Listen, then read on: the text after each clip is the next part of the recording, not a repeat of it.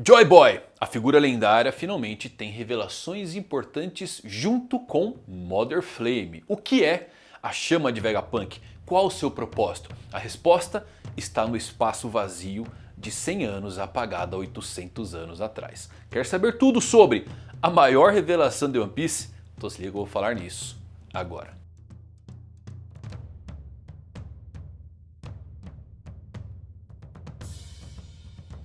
Fala galera, Evandro Fusari com mais um vídeo pra vocês. Como é que vocês estão? Espero que todos vocês estejam maravilhosos. Putz, que episódio bom, hein? Mother Flame é roxa. E quem tatuou o Luffy cabelo de fogo usando fanart? O que faz? Devia ter feito branco, né? Que aí só colore, hein? O Luffy vai ficar de cabelo roxo no final, hein? Tenho certeza. Vai comer Mother Flame. Vai... Ah, da onde você tirou isso? Conto de Hanuman, o deus macaco que come o sol achando que era uma fruta. É bem Luffy, né? Vai consumir isso daí, vai ficar com o cabelo roxo. Mas, pô, já tô acelerando as coisas, né? Esse episódio teve muita coisa interessante. Assiste até o final porque é sempre bom relembrar e voltarmos para se conectar com as coisas que acontecem atualmente. Um dos melhores episódios de todo One Piece finalmente animado. Se você é novo no canal, vai na maciota aí. Chegou no final, gostou? Peço pra você se inscrever. Agora se é pior geração já sabe, meu amigo. Manda uma bala de canhão, manda uma Mother Flame roxa nesse like pra dar uma força pra esse vídeo. E agora com vocês tudo sobre One Piece 1148. Então vamos lá, meus amigos, o episódio começa com as reações sobre as palavras de Vegapunk em todo mundo. Em Marineford, alguns marinheiros estão em pânico. Vemos Hina, que faz tempo que não vemos ela, né? Foi ela inclusive que surgiu falando sobre Rocks lá no longínquo capítulo 905, onde foi inserido junto com Garp, o lendário capitão dos piratas mais temíveis que já andaram no mar. Faz tempo que não aparece a Hina, né? Também vemos o Akainu, que roubou a fala habitual do Dragon, que é o quê? Não fala nada. O Akainu vai largar esse cargo dele aí de almirante de frota em algum momento, viu? Mudamos pra Jaya, onde vemos alguns piratas rindo das palavras do Vegapunk e uma clara referência à cena em que eles riram do Luffy também quando ele fala sobre a Ilha do Céu. Lembram disso? Um ótimo paralelo, um ótimo chamado de retorno. Vale o destaque pro Dendemushi com Jolly Roger do Doflamingo, mostrando que ele ainda tem influência no mundo, mesmo ainda preso. Em Water 7, o Pauli parece preocupado com a cidade por conta desse anúncio, mas então temos ele, Doflamingo, conversando com Magalhães lá em Impel Down. Eu gosto que o Doff solta mais segredos do que qualquer um nessa história. Cada aparição dele é uma bomba lançada. Ele nos conta, rindo, que com apenas 5 metros de elevação do nível da água do mar, a maioria das grandes cidades do mundo vai desaparecer. E então diz ao Magellan que talvez seja melhor todos eles se mudarem para um lugar mais alto. Então é muito bom ver o Doff, né, ainda vivo. Ele surgiu pela última vez dizendo que seria morto pelos assassinos do governo. Magellan reaparecendo também é muito bom. Pra quem não sabe, galera, ele não é mais diretor de Impel Down, tá? Ele foi rebaixado após a fuga em massa. E o Hannibal agora é o novo diretor do lugar. Ele virou só um simples carcereiro. Sim, uma das frutas mais poderosas, um dos personagens mais fortes foi rebaixado. Esse é o mundo de One Piece, né? Vale mencionar que o Doflamingo foi o único que realmente acreditou em Vegapunk. E com esse episódio finalmente temos esclarecimentos sobre toda essa coisa do mundo estar afundando. E curiosamente é Doflamingo que deixa isso mais claro pra nós, não o próprio Vegapunk. O Doff basicamente nos deu uma contagem regressiva para a destruição da maior parte do mundo. São 5 metros, ou em outras palavras, 5 usos da arma Mother Flame. Podemos esperar ver Imu usando isso pelo menos mais umas 4 vezes, hein? Mudamos para o Palácio Ryugu, na Ilha dos Homens Peixes. Shirahoshi pergunta ao seu pai o que está prestes a acontecer e o Netuno apenas diz que é inacreditável. Também vemos reação de marinheiros em Egghead, muitos deles não acreditam no que Vegapunk diz. O Gorosei decide destruir todos os sinais de vida na ilha para impedir que a mensagem continue, não importa o que aconteça. Enquanto isso, bom, a mensagem continua. Vegapunk diz, vou provar isto fazendo uma previsão. Se essa previsão estiver errada, todos podem simplesmente ignorar o resto do meu discurso. E então Vegapunk prevê corretamente o terremoto e o aumento do nível do mar em 1 metro que ocorreu algumas horas antes. Vegapunk concluiu que aquilo não era apenas um desastre natural. E aqui uma pausa, tá galera? Eu sei que muitos de vocês podem ficar confusos sobre o Vegapunk falando do terremoto que ocorreu hoje, né, algumas horas antes, quando Mother Flame de Lulusia aconteceu dias atrás. Mas aqui a linha temporal ela é a seguinte: Lulusia foi destruída e somente uma semana depois, ou seja, no dia atual do incidente de Egghead, que o terremoto e o aumento do mar foi sentido no mundo inteiro. Vemos mais disso no capítulo 1089, onde o tremor acontece simultaneamente com a notícia do Garp sendo capturado lá na Ilha dos Piratas, tá? Então teve esse gapzinho de tempo entre o disparo e o terremoto. Agora Vegapunk previu o terremoto, isso significa que ele previu que Musamá usaria Mother Flame para destruir Lulusia. Bom, não necessariamente que seria em Lulusia, mas a ilha em si pode ser a fagulha da mensagem, pois como o terremoto ocorreu 6 dias depois que a Mother Flame foi usada, eu presumo que a destruição de Lulusia foi o que levou o Vegapunk a gravar essa mensagem, já que ele menciona que isto aconteceria há alguns dias. Lembrando que a arma em si muito possivelmente já estava de posse de Imu, e eu creio que seja a esfera que puxou Capone Bege na entrada do Novo Mundo. E olha só galera, o anime aqui praticamente confirma um dos meus mistérios favoritos, tá? Esse mistério do Bege é o meu mistério favorito. Eu tinha 2 mistérios, que era o homem que estava tomando um saque com o Crocus em uma história de capa, que já foi revelado no mangá, não vou dar spoiler pra quem vê anime. Eu sei que vocês vê tudo, mas tudo bem, não vou dar spoiler. E a esfera que puxou Capone Bege, que é o meu mistério favorito de One Piece. Vontade dos D, tesouro, não quero saber de nada disso. Eu quero saber o que diabos puxou Capone Bege.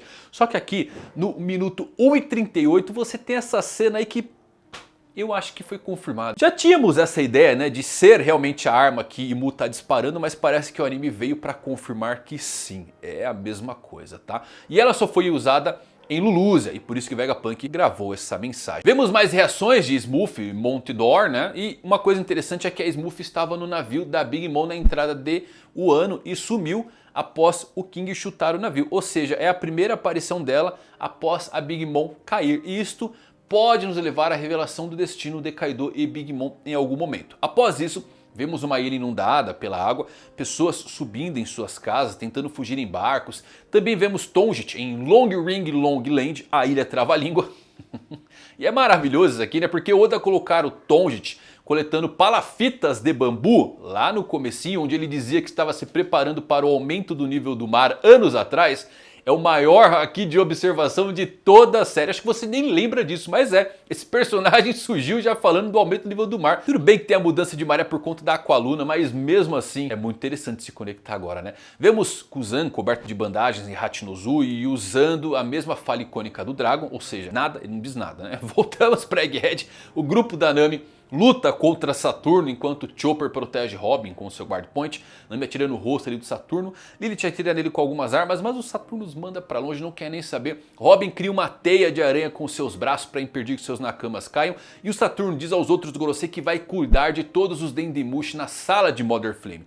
Então ele passa correndo pela tripulação do Chapéu de Palha e vai em direção ao laboratório e volta à sua forma humana. Vou ser sincero aqui, hein? Chopper tancando os múltiplos membros de aranha cheios de raiva, cobertos de veneno e reforçados de Haki de Saturno, com nada além dos seus pelos, é realmente impressionante. Após isso, meus amigos, temos uma das maiores revelações de todo One Piece, porque em uma cena épica, Mother Flame é revelada. Uma chama roxa emana da sala e nesse momento, uma pequena chama acesa dentro de um enorme tanque de água. A chama queima mesmo dentro da água. Isso curiosamente é um chamado ao Red Hawk do Luffy lá na Ilha dos Homens Peixes, né? Mas bem, vemos os textos S-108 e A e Mu escritos no tanque. E aqui galera, pode ser lido como átomo, o que é interessante, né? Porque diz pra gente que pode ser realmente pesquisas atômicas feitas pelo Dr. Vegapunk. Saturno tá destruindo todos os Dendemushi da sala com o seu cajado, enquanto a mensagem do Vegapunk continua. Agora falando dessa cena de Mother Flame, olhem a cena, né? Parece que essa luz emitida pela Mother Flame deixou a forma yokai de Saturno desconfortável, forçando ele até mesmo a voltar para sua forma humana.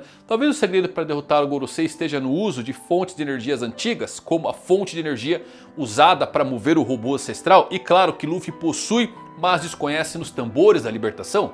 Interessante, né? Agora, Mother Flame. Primeira coisa que devemos fazer é voltar ao passado. O maior pecado da Toei que não foi animar a história de capa mais importante de One Piece, a jornada de Enel na Lua. Quando chegamos ao subsolo de Birka, que é a cidade da Lua, que curiosamente tem o mesmo nome da cidade do Enel aqui no mundo do Luffy, o Enel se depara com esse enorme mural e curiosamente você pode ver Mother Flame desenhada ali. Isso aqui é um foreshadow de outro nível, né, deixado pelo Oda. Só que o que há mais nesse mural? Um barco, criaturas marinhas e a chama mãe que tem 16 pontas. E lembrem, haviam 16 lasers do objeto que destruiu Lulusia. Isso pode ser contado pelas páginas do mangá. Galera, esse mural retrata Plutão, Poseidon e possivelmente Uranus. Mas o que são as cobras? Talvez a Red Line? Não é assim que os gigantes a chamam? A serpente banhada de sangue? Portanto, a Mother Flame é uma chama real mantida em um grande tanque de água. A água, lembre, enfraquece os usuários de Akuma no Mi. Será que a Mother Flame pode estar ligada à origem das Akumas no Mi? É por isso que existe uma grande relevância para a Mera no Mi, que pertencia ao Ace, muitas conexões possíveis, tá? Como o Vegapunk replica esse poder e sabemos que sua fonte de energia não é a ideal, talvez Mother Flame aqui seja uma cópia e não original. O nome da chama, Mother Flame, me faz lembrar de Mother Carmel e, claro, Pandora, o home feito de fogo que foi confundido com um ato do Deus Sol lá em Elbaf. Talvez para criar Mother Flame almas sejam necessárias, mas considerando que temos isso no mural do Enel, pode acabar sendo uma relíquia dos Lunarianos e do povo do céu. Porque nas histórias de capa do Enel podemos ver que a chama foi roubada. Pois é, meus amigos. E também temos que ver as chamas nas costas dos Lunarianos. Talvez fosse algo que eles adoravam e adquiriram suas habilidades antes de o governo exterminá-los e tomar a sua chama primordial. Somando ao nome do capítulo que dá origem a esse episódio, Asas de Ícaro, que vem do mito do jovem que voou perto demais do sol e suas asas derreteram, se pegarmos mais da mitologia grega, temos Prometeu, que deu aos humanos o fogo dos deuses, e com isso a humanidade começou a se civilizar. Então, devido à capa do Anel, quase certamente Mother Flame foi roubada dos povos da Lua, e o Vegapunk pode ter replicado isso dos Lunarianos, porque lembrem, Albert King foi preso por ele lá em Punk Hazard, onde sofreu diversos experimentos até o Kaido o libertar. E eu realmente acho que tem uma conexão, tá, entre a Mother Flame e o Vegapunk dizendo que ele voou muito perto do Sol, porque Nika e Mother Flame são a mesma fonte de energia. Sabemos que o robô funciona na batida do Gear 5, então é muito fácil ver a Mother Flame sendo uma energia equivalente. A máquina apresentada aqui é um reator de fusão nuclear, porque fusão nuclear é um dos processos de produção de energia mais eficientes do universo e também é o mesmo processo pelo qual o Sol produz a sua energia. As iniciais A e Mu no tanque da Mother Flame são um trocadilho com a palavra Atom, porque em japonês você pode ler o E aí como um To, tá? Então acaba ficando algo escrito como átomo. Interessante pra caramba, né? Agora não posso deixar de citar minha conexão externa favorita de One Piece, que é as Cidades Misteriosas de Ouro, um anime obscuro dos anos 80, que eu já fiz um vídeo assim, deixa até aqui no card, tá bom? Se você não viu ainda, mas é basicamente uma série que dá spoilers para os caminhos que o One Piece segue. Nas Misteriosas Cidades de Ouro, temos uma civilização antiga que sumiu em uma guerra ancestral e os protagonistas da história descobrem muitas maravilhas tecnológicas perdidas do Império Mu, incluindo um navio movido a energia solar. Os vilões são os Olmecas, conhecidos como o povo da borracha, que querem para eles o grande legado, esses tesouros ancestrais. E temos as 7 cidades de ouro que foram construídas com medo de uma guerra global que destruiria toda a civilização. Tal guerra eclodiu, destruindo os impérios de Mu e Atlântida, quando eles usaram as armas do sol. As 7 cidades de ouro possuem cópias de livros em suas bibliotecas universais, bem como artefatos poderosos, incluindo aí o grande legado, mas também tem um reator de fusão. Então assim galera, quase certamente que a energia do Reino Antigo era a energia do Sol. Vegapunk replica isso usando um reator de energia e fogo, como Lilith nos diz lá no início do arco. Mais ainda, Hanuman, Deus Macaco, o conto que deu origem a diversas coisas como o próprio Sun Wukong, e que lembrem, é o nome do golpe do Luffy, o Bajarang Gun. Bajarang é um outro nome para o Hanuman. Tem um conto ali onde o Deus Macaco sai um dia da sua caverna, olha, vê uma fruta e come, só que ele se confunde porque não era uma fruta, era um sol. Ele comeu o sol, é bem Luffy isso, né? Aí os outros deuses deram umas piabas nele lá, ele puf, cuspiu o sol. O Luffy vai comer Mother Flame e aí ele vai ter o potencial total, vai ficar de cabelo roxo, vai ter o seu Gear 6 finalmente acontecendo. Pode anotar aí. E quando o Vegapunk fala aqui sobre a fonte de energia do antigo robô, ele deveria estar falando sobre fusão nuclear. Vegapunk diz que gostaria de poder criar um mundo com energia ilimitada e acredita que a antiga civilização, o reino antigo, tinha esse poder. Eu aposto que essa sociedade antiga tinha o poder da fusão nuclear, mas convertia a própria energia gerada pelo Sol. Talvez eles não conseguiram estabilizá-lo, ou algo deu muito errado e destruiu grande parte do mundo, né? Ou então houve uma guerra nuclear de fato. Curiosamente, pesquisando um pouco sobre energia nuclear, o isótopo usado para a fusão nuclear é o deutério, que é abundante na água do mar. E por vezes isso é chamado de água pesada, né? E que interessante, isso, se você colocar num copo e colocar em água comum, ela vai afundar o copo. Será que isso é a razão pela qual a água do mar do mundo de One Piece afeta os usuários da fruta do diabo? Porque eles são realmente mais pesados pela mudança genética? Eles literalmente afundam nela, né? Não sei se Oda vai entrar nas complexidades da energia nuclear, da fusão, mas eu tenho certeza que vai adaptar algumas coisas para esse mundo. Como o átomo que ele criou aqui com Mother Flame. Lembrando que os nomes das frutas, Zoan e Paramécia, vem de um protozoário que vive na água, o Protozoan paramécio. Guardem isso na cabeça, hein? Ah, e não é só isso. Certamente não é coincidência que todas as 3 armas ancestrais tenham nomes não só de planetas, mas também que sejam usadas ou um subproduto de reatores nucleares. Plutônio, Urânio e Netúnio. Definitivamente mais uma alegoria aí à fusão nuclear. Outra coisa, tá galera? O número 108 no reator é bem sugestivo porque ele é um número muito importante e sagrado no hinduísmo. Quando a gente fala sobre mitos que o Oda usa nessa enorme colcha de retalhos, você tem cristianismo, você consegue achar diversos mitos. Até aqui no Brasil o pessoal consegue achar alguma conexão com o nosso folclore. Só que o hinduísmo é, o maior de todos. Dentro do mundo de One Piece é onde o Oda puxa muitas coisas. E o número 108 ali é considerado um número poderoso. Está diretamente conectado com a energia cósmica, o poder supremo. Na tradição hindu, os sábios diziam que o Sol é 108 vezes o diâmetro da Terra. E a distância média da Lua para a Terra é de 108 vezes o diâmetro da Lua. E por isso que o cordão de contas usado para meditação é composto por 108 contas. Lembrem que Joy Boy vem de Joyoboyo, Jayabaya, o rei que voltaria quando o mundo entrasse na escuridão. Agora outra coisa curiosa surge na capa do capítulo 555, lá em Westeria, onde a Nami passou seu time skip. Temos uma chama idêntica a Mother Flame dentro de uma bolha. No capítulo 555, vocês encontram inclusive uma fala intrigante do Ace durante o flashback do Ors.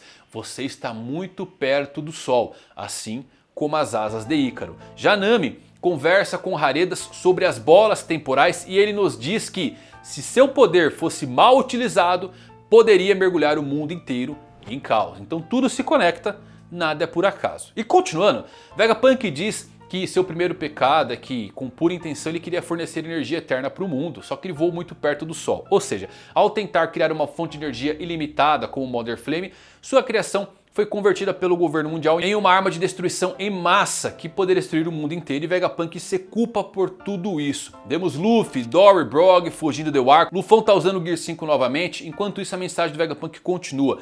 Para entender o que está prestes a acontecer em nosso mundo, devemos primeiro falar sobre o que aconteceu entre 900 e 800 anos atrás, um século que foi perdido. Em Mary Joyce, vemos a sombra de Imu-sama, vemos algumas reações dos Tenryubits também, como Sanshauria, que está confusa, né? Eu acho interessante essa cena aqui, viu galera? Porque ela escuta sobre o século perdido e a sua reação é muito interessante porque, ao que parece, ela não sabe ou está curiosa sobre o que é esse século perdido. Então mesmo os dragões celestiais, eles provavelmente não sabem da história. É literalmente apenas os anciões Enmu que realmente conhecem. E lembrem que eles possuem um livro chamado Gênesis, ao qual o Ivankov lê ali o nome de Enmu Nerone. Então esses nobres aí também são doutrinados a achar que de fato são deuses, que eles são os criadores do mundo. Eu acho muito legal isso aqui, viu? E a frase de Shauria se torna extremamente interessante porque passa essa vibração imediata de que os nobres não conhecem de fato o século perdido ou como foi a luta dos 20 primeiros. Interessante pra dedéu. A mensagem continua. Vegapunk, que estudou os livros e poneglyphs deixados por um grupo de grandes arqueólogos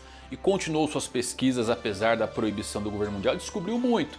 Este é seu segundo pecado. No entanto, ele não se arrepende do que fez. Vemos que Edson está gravemente ferido, danificado, depois de passar ali pelo Frontier Dome, está usando a sala de controle de baixo para mudar o formato da nuvem, estendendo ali o Thousand Sun em direção ao mar.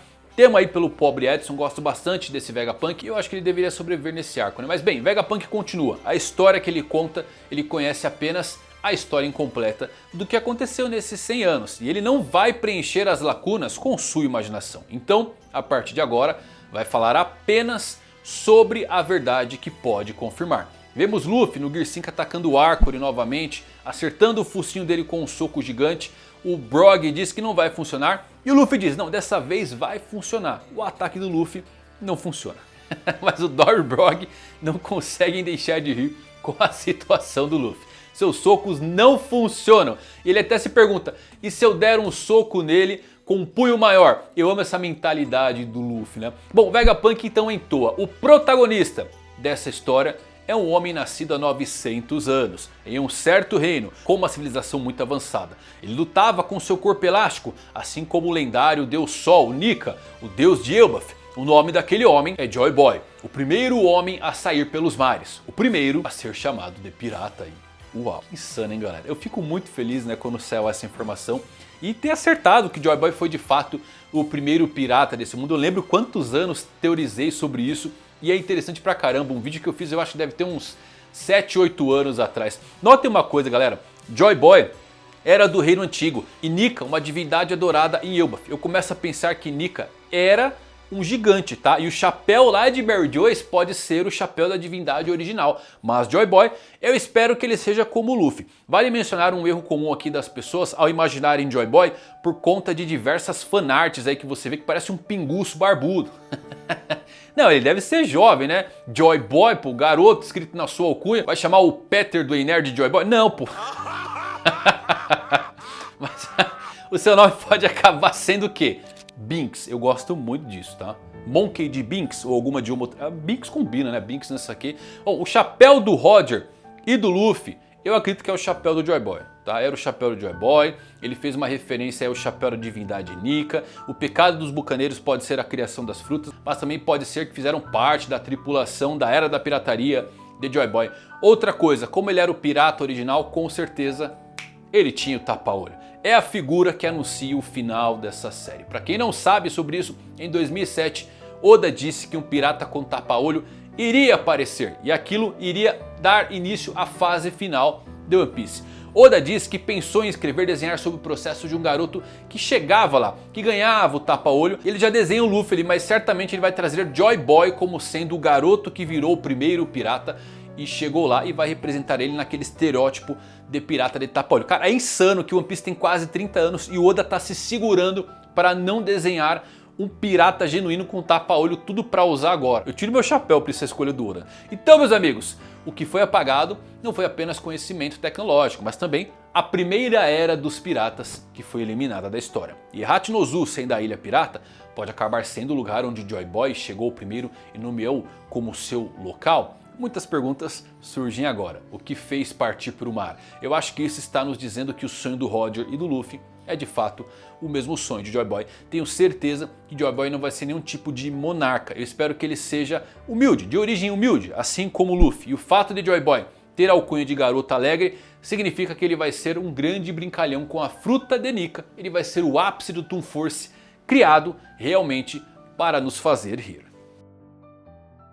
E é isso, meus amigos, que baita episódio, né? Essa confirmação de Joy Boy ser o primeiro pirata, Mother Flame sendo roxo. Eu acho que o Luffy no Gear 6, ou Gear Ré, ou Gear 0, como é que você chama o próximo Gear do Luffy?